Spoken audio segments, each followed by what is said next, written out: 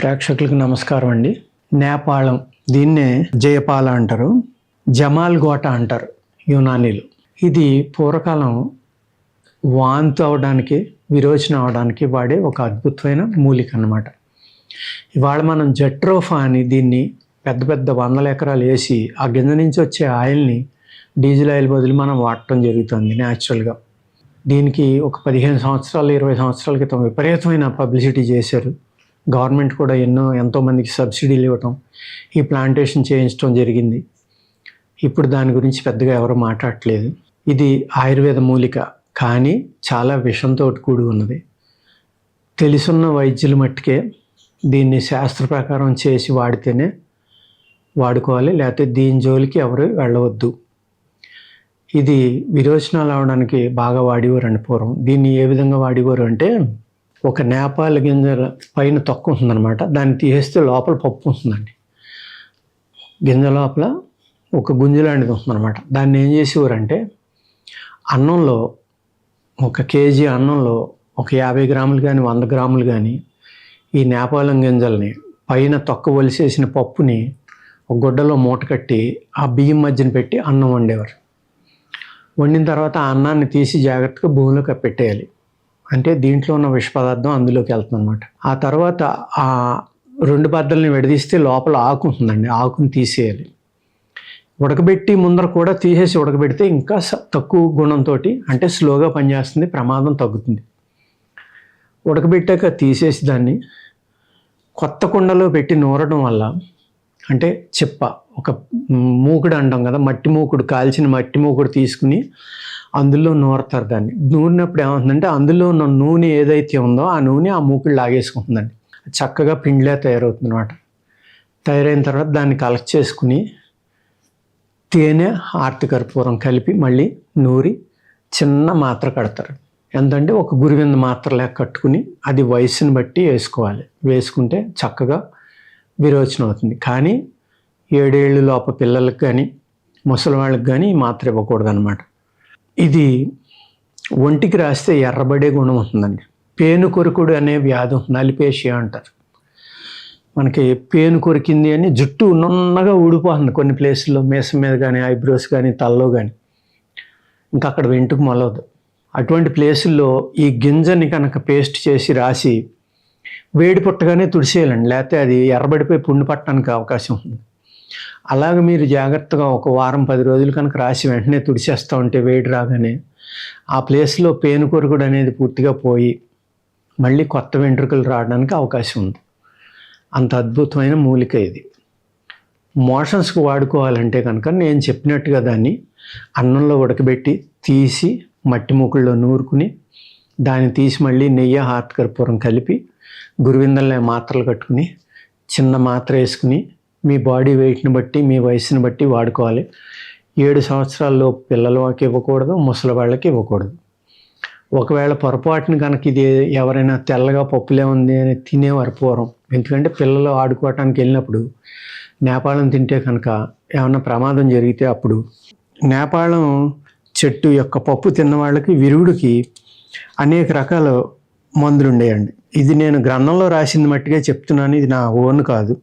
నెయ్యి, పసుపు, తంగేడు చిగుళ్ళు, తుమ్మచెక్క రసం, చెండ్రచెక్క రసం, మునగచెక్క రసం, మునగాకు కషాయం, నీరుల్లిపాయల రసం, వసకాల్చి చేసిన మసి, ధనియాలు, కలకండ నూరి పెరుగు కలిపి తాగడం. అంటే మన కడి మిశ్రీ అంటాం, లేకపోతే చక్కెర ఉంటుంది కదా, కండ చక్కెర అంటాం, అటువంటి పెరుగులో కలిపి నూరి తాగినా తగ్గుతుంది అనమాట దాని విషం ప్రభావం.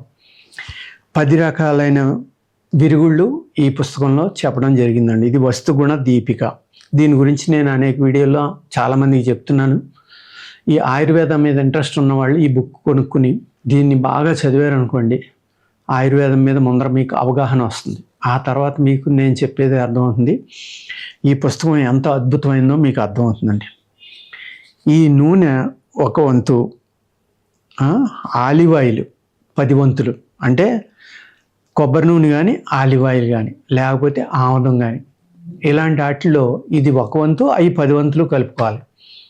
కలుపుకొని రాస్తే అనేక నొప్పులు తగ్గుతాయి. సయాటికా, మోకాళ్ళ నొప్పులు, కీళ్ళ నొప్పులు, ఇవన్నీ కూడా తగ్గుతాయి అన్నమాట. వాత వ్యాధులు ఎక్కడెక్కడైతే ఉన్నాయో మీకు బాడీలో ఆ వాత వ్యాధులు తగ్గుతాయి.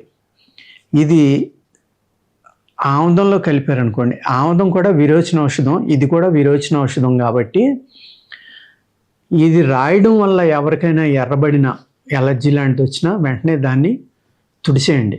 ఎందుకంటే ఇది చాలా వేడి పైత్యం చేసే పదార్థం. అందుకు దీన్ని కొబ్బరి నూనెలో కానీ ఆలివ్ ఆయిల్లో కానీ కలిపి రాయడమే మంచిది. ఆలివ్ ఆయిల్ కొబ్బరి నూనెలో కలిపి రాయడం వల్ల ఏమవుతుందంటే ఇది విరోచన గుణం దీంట్లో కూడా ఉంది కాబట్టి ఏ ఏరియాలో అయితే మీకు నొప్పులు ఉన్నాయో, మోకాళ్ళ నొప్పులు ఉన్నాయనుకోండి, అక్కడ అపానవాయువు అనేది జారడం వల్ల మీకు నొప్పులు వస్తాయి. ఆ ఏరియాలో ఉన్న ధాతువులన్నీ చనిపోయి, సెల్స్ అన్నీ చనిపోయి అవి బయటికి వెళ్ళడానికి మార్గం లేక అక్కడ విషవాయువు తయారవడం, మీ గమ్ము పోవడం, బోన్స్ మధ్యన వయసు ద్వారా పోయిందనుకోండి గమ్ము, అలాంటి వాటికి పనిచేయకపోవచ్చు. కానీ వయసులో ఉన్న వాళ్ళకి, ఇలాంటి వాళ్ళకి పెయిన్స్కి చాలా చక్కగా ఈ నూనె వెరీ సింపుల్గా మీరు తయారు చేసుకోవచ్చు. బయట ఎక్కడైనా ఈ ఆయిల్ కనుక దొరికితే ఆయిల్, నువ్వులు, కొబ్బరి నూనె కొనుక్కోండి. ఇది 1 వంతు, అది 10 వంతులు కలుపుకోండి. కలుపుకుని చక్కగా ఒకరోజు ఎండలో పెట్టండి. ఆ తర్వాత బాగా మిక్స్ చేసుకుని ఒక సీసాలో పోసుకుని రోజు నొప్పులోని చోట రాసుకుంటే చాలా చక్కగా మీకు నొప్పులు తగ్గుతాయి అన్నమాట. వాత వ్యాధుల మీద అద్భుతంగా పనిచేస్తుంది ఈ ఆయిల్. ఇది లోపలికి కూడా ఇచ్చేవారండి. అలాగే ఈ గింజల యొక్క గంధాన్ని తీసి కణతలకు రాసుకుంటే తలపోటు కూడా తగ్గుతుంది. అనేక రకాలైన తలనొప్పులు తగ్గడానికి కూడా ఆస్కారం ఉంది. కానీ ముందర చెప్పాను నేను, అది రాసుకుంటే వేడి మంట వస్తుంది, పుండు పట్టడానికి ఆస్కారం ఉందని. వేడి వచ్చిన వెంటనే తుడిసేసుకోండి దయచేసి. అలాగే ఇది అనుభవజ్ఞులైన వైద్యుల పర్యవేక్షణలో మాత్రమే, ఆ మూలిక గురించి పూర్తిగా తెలుసుకున్న వాళ్ళు మాత్రమే వాడుకోండి. ఇక్కడ ఈ గింజలు పాలలో ఉడికించి లోపల పత్రాలు అంటే ఆకులు తీసేసి గింజకు ఒక మాత్ర చేసి పెద్దవారికి ఇవ్వను. ఆ గింజలో ఒక బద్దని ఒక మాత్ర చేయాలి. గింజలోని పప్పును గొడ్డలో మూట కొట్టి పేడలో ఉడికించి తీసి వాటిలో ఆకులు తీసివేసి 1 వంతు పప్పు, 2 వంతులు కవిరి అంటే మనం కాసు అంటాం కదా, చండ్ర చక్క నుంచి తీసే కాసు, మనం తాంబూలంలో వేసుకుంటాం కిళ్ళిల్లో కాసు అనేది, అది 2 వంతులు, ఈ పప్పు 1 వంతు కలిపి గురువింజ అంత ఎత్తు మాత్రలు చేయాలి. కడుపులో బల్లలు గలవారికి అంటే స్ప్లీన్ ఎన్లార్జ్మెంట్ అవుతుంది, చాలామందికి స్ప్లీన్ గట్టి పడుతుంది, అటువంటి వాళ్ళకి 1 మోతాదు రోజుకి ఇస్తే ఎన్నో దినాలకి నుంచి తగ్గని స్ప్లీన్ గట్టిపడడం కానీ ఎన్లార్జ్మెంట్ కూడా తగ్గుతుంది. ఇది 1 గోధుమ గింజ అంత కూడా సరిపోతుంది మీ బాడీ వెయిట్ని బట్టి. సన్నగా ఉన్నారనుకోండి, గురువిందని 4 భాగాలు చేసి, ఒక గురువిందంత మాత్రం 4 భాగాలు, అంటే మిరియం గింజలాగా మాత్రలు చేసి ఇచ్చినా కూడా పనిచేస్తుంది అనమాట. పూర్వం కొంతమంది ఈ మూలికతోటి పళ్ళు తోమటం కూడా చూశాను నేను. అదేంటి, దాని పాలు కారుతాయి కదా, నోరు మండుతుంది కదా అంటే, దాన్ని తీసిన తర్వాత పై తొక్క తీసేసి ఆ లోపల కాడలాంటిది శుభ్రంగా బోధిలో కడిగేసి దాన్ని నవిలి పళ్ళు తోమేవారు కొంతమంది. పంటలో ఉన్న క్రిములన్నీ చచ్చిపోయి పళ్ళ వ్యాధులన్నీ కూడా తగ్గుతాయని నా చిన్నప్పుడు ఎవరో తోముతూ ఉంటారే, నోరు పుండైపోతుంది కదా, ప్రమాదం కదా, ఇది విషం కదా అంటే, కాదు, దీన్ని శుభ్రంగా పై తోలు తీసేసి ఆ కాడతోటి నవిలి పళ్ళు తోముకుంటే ఆ విషం వల్ల పళ్ళల్లో ఉన్న క్రిములు చచ్చిపోతాయి అన్నమాట. అదే మింగేరు అనుకోండి, మోషన్స్ అయ్యి ప్రమాదం జరుగుతుంది. అంచేత ఈ మూలికను వాడుకోవాలనుకున్న వాళ్ళు చాలా జాగ్రత్తగా వాడుకోండి. అలాగే కొంతమంది నన్ను ఈ మూలిక మీ దగ్గర దొరుకుతుందా అని అడుగుతున్నారు, లేకపోతే ఈ మందు మీ దగ్గర దొరుకుతుందా అంటున్నారు. మా దగ్గర మందులు మాత్రమే దొరుకుతాయండి, రా మెటీరియల్స్ దొరకవు.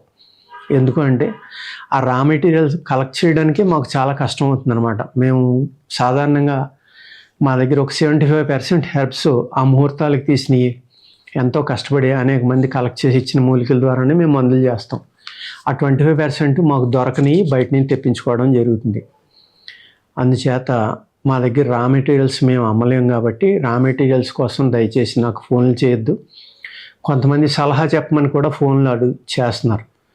మేము రోజు చాలా ఫోన్లు అటెండ్ అవ్వాలి. మా పాత పేషెంట్ల సందేహాలన్నీ తీర్చాలి, వాళ్ళకున్న ఇబ్బందులకు సమాధానం చెప్పాలి. బిజీగా ఉంటాం కాబట్టి మా సమయాన్ని వృధా చేయొద్దు. మాకు సాధ్యమైనంత వరకు మీ అందరికీ ఈ ఆయుర్వేద నాలెడ్జ్ని అందించాలి కాబట్టి నేను ఇన్ని వీడియోలు చేయడం జరుగుతుంది. మా సమయం చాలా విలువైంది కాబట్టి దయచేసి చిన్న చిన్న విషయాలకి ఫోన్ చేయొద్దని మనవి చేస్తా. ఓకేనండి, నమస్కారం.